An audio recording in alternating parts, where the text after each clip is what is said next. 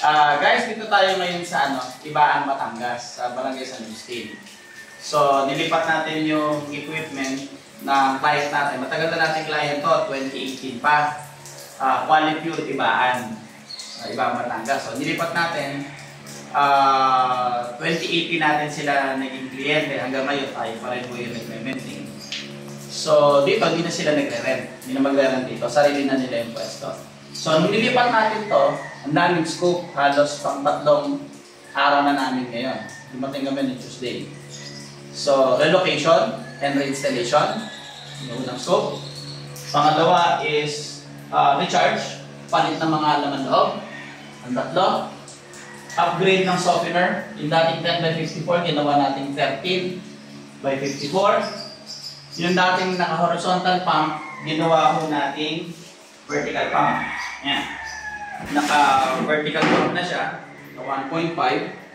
Tapos ang design natin ng sequence of operation niya, naka one-time flashing with time delay. Purified ang ginagamit natin pang backwash or pang flashing ng membrane. So purified. So meron tayong solenoid valve dito, saka check valve. Automatic yan, magpo-flashing using purified water. So lahat ng wire na sa mga motor, ginawa na natin royal cord. Yan, yung mga nasa labas. Yung nasa loob ng wire duct o wireway, yun yung sa control, yung mga flat cord. So dati kasi flat cord number 18 lang ang dito, lahat ng wire, pati sa mga motor. Yan, nagiinit, saka nasusulogan sila ng switch. Naka-expose yung mga selector switch dito sa likod. Yung mga push button. Kaya tinakpan na lang natin ang sticker. So, royal cord na lahat. Tapos, naglagay tayo ng restrictor para hindi mag-overpressure. Ito siya. Yan. Para na-maintain natin, kahit 1.3 horsepower yung motor niya, hindi mag-overpressure. Sinet lang natin ng 70. Okay? So, ulit, recharge, lipat, relocation and reinstallation, recharge ng mga multimedia, upgrade ng softener, repiping lahat from blue, ginawa na natin gray. Sabay upgrade ng RO pump at electrical panel. Ginawa natin siya. So nandito, mamamonitor niya yung TDS dito ng per weight water niya, yung product. Amitan, makikita natin actual ampere draw o consumption per motor or lahat pag magana.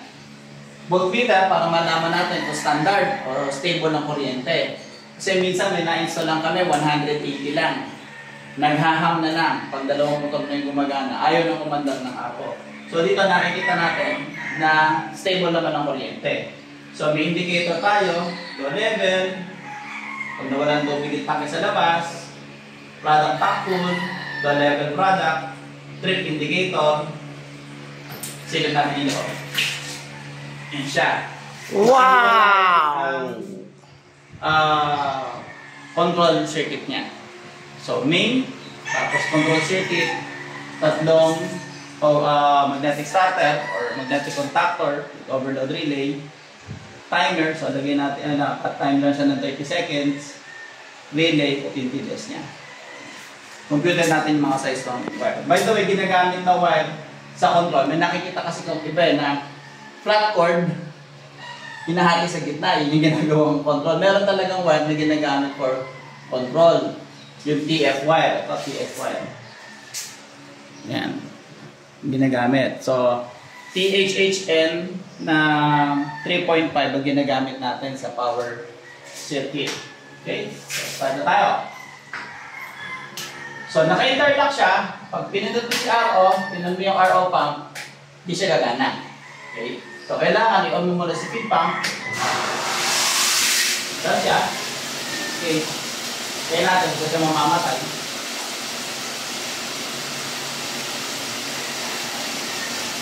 The PSI, 40, 30. So, yun yung usual 10 PSI drop per multimedia.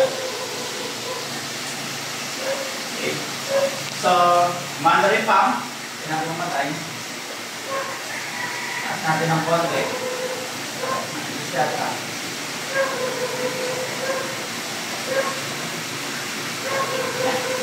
Okay? So, pag natin si RO, magbibilang muna siya ng 30 seconds. Hindi pa gumagana ang vertical pump. Ang gumagana pa lang is yung product pump natin. Automatic. Kasi product water or permeate water yung ginagamit natin pambalo ng membrane.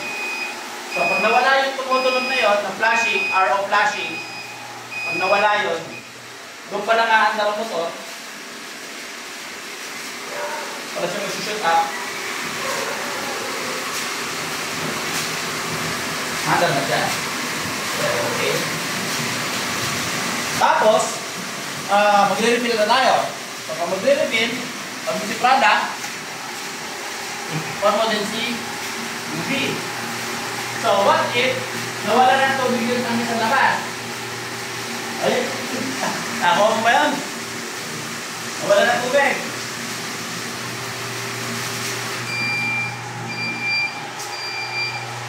Low level raw. Tapos, patay dalawang motor.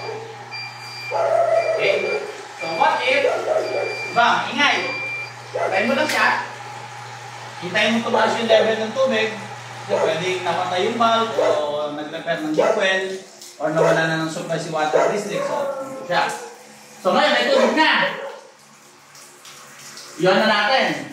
So, nakawa na siya doon. Pinan mo to. Tignan ko ulit. Hindi na siya nag-auto flash. Kasi ang design natin, one-time flashing na. Para lang itapon yung mga tuminig sa loob ng membrane, magdamag. Yung stagnant water overnight sa membrane, yun yung susukan niya. Hindi everyday na mamamatay yung RO, product ng full, patay, mag-on ulit, mag-flashing. Magastos masyado sa tubig yun. Okay. So, let's say naman, nagre-refill ka. Nagre-refill ka naman, hindi mo na i-on yung RO. So, naubos yung naman ng product tank. So, naubos. Mamatay na yun to.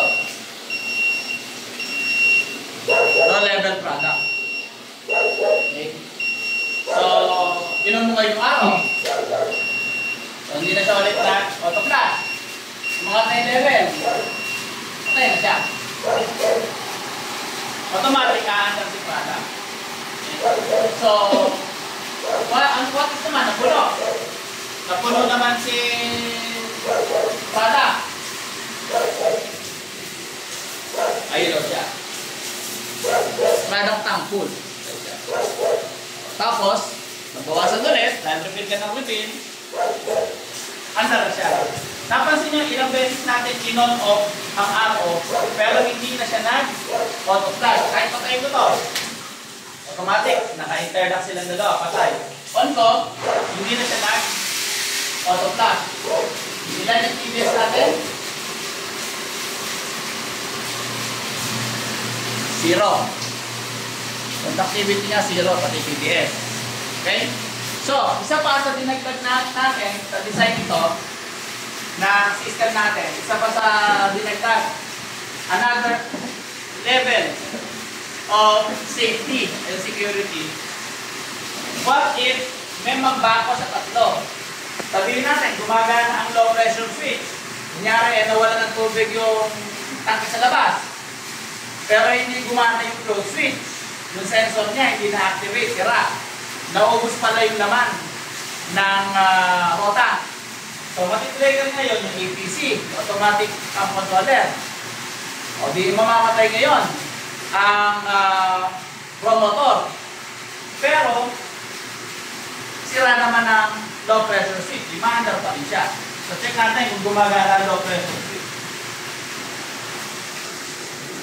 Pinatay natin yung valve. Kasi nakaparallel na pala yung ating pre-filter ng RO. Pinatay natin doon. Naka-on si RO, shut off. Malalaman natin naka-off ang RO, walang power yung TBS, walang power yung RO pump fan, flow meter bagsak. So what if may tubig na? O natin siya ulit. Automatic anda. So yung isa pang added level ng security at safety features nito, na-check natin gumagana ang low pressure switch. Gumagana yung sensor sa labas. What if hindi nabantayan ng operator yung oras? Ayan. Bakit mo kasi? Yung tatlong information na nagpapalit-palit dito, eto, nakaset sa every 4 days, magpapakwas. Yung susunod dyan, time of day. Ayan. Eto, oras ng backwash, hindi naka-yellow icon. Ito yung time of day, naka-yellow yung clock icon. Yung susunod na oras na makikita mo, oras ng backwash. So, halimbawa, ngayon ay alas 2 ng hapon, o pagka alas 3, sa time niya. Eh, nakasunod sa kanya, magbabangko siya ng alas 7 ng gabi. Diba? 7 p.m. Eh, kunyari ngayon ay alas 3. Pero sa kanya, alas 6 na. Eh, di mamayang alas 4, papatak sa head niya, ano na? Alas 7. Eh, di magbabangko ito. Yun na natin kung anong mangyari kung pinapas natin. Nanag o production.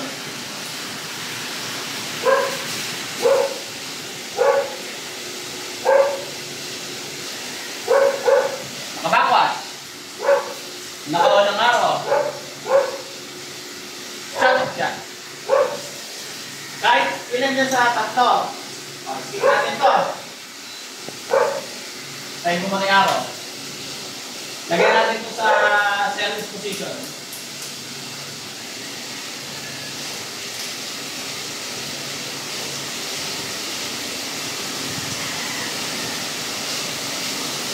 May naisip na naman ako na idagdag.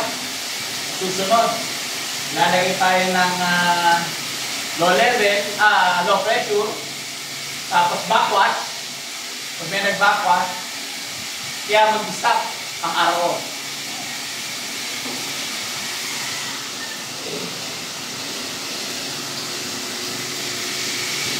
Okay.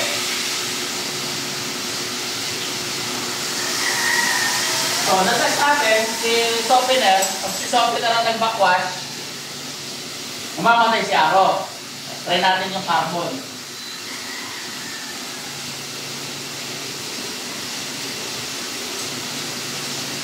Yan, ready na siya. Ulitin ko, yung Aro, dahil one-time flashing lang siya, with time delay, hindi na nag-auto-flash. Okay. Ganun siya. So, ibabakot naman natin carbon.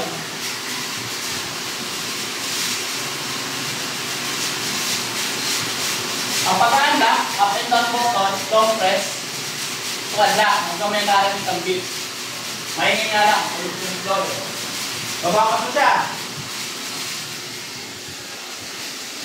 Backwash, nawala yung running light. Yung running light, yun yung indicator na naka-service position siya. So, nakabackwash mo ngayon. Nawala yung running light. Automatic, nag-shut off siya. Okay? So, check natin. So, ngayon, na-check natin yung mga safety features niya gumagana. Okay? So, babalik natin ko ulit sa service. Backwash siya. Ngayon, pag interested kayo sa ganitong panel board o sa ganitong equipment, yung mga sequence of operation na tatag ng safety features saka pamalakasan yung flow. Copy, ito nyo yung ating number. You can contact us directly. So, para mabigyan namin kayo ng station, proposal. Kung gusto nyo magpa-upgrade ng panel board. So, isa mo pala, meron pa itong isa pang hindi natin na-check. Service ko lang. Let's say meron pumutok or meron pipe na neck-leak, go-operate ka. Siyempre, matatawarta ka. Buti ito, accessible ng breaker, nasa gilid. Pwede mo yung magandang breaker. Pero pag nataranta ka na, hindi mo na lang gagawin mo eh. Pag nagkaroon ng aberya sa loob ng water station mo. So, pinakadabit, pinutin mo lang ito. Production mo. Pinutin mo ito. Shut off. Yung mga multimedia lang ang hindi. Hindi namin sinama sa control to eh. Shut off siya. Walang kuryente, walang pressure. Okay, so by the way, nakalimutan ko na sabihin yung pangalan ko, si Paul Andicho.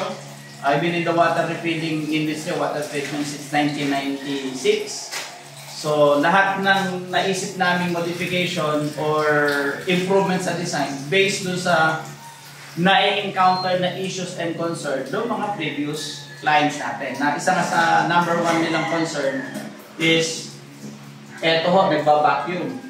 Pag hindi gumana ang low pressure or walang mga interlocking, nawala ng tubig, na umaandar ang RO pump, hihigupin niya yan. So, yung iba, hindi naglalagay ng vacuum breaker. So, yun. That is 1996. So, yung mga na-encounter naming problem, yun ho yung ano, doon namin binis ho yung design. Okay? So, have a nice day and God bless po sa inyo.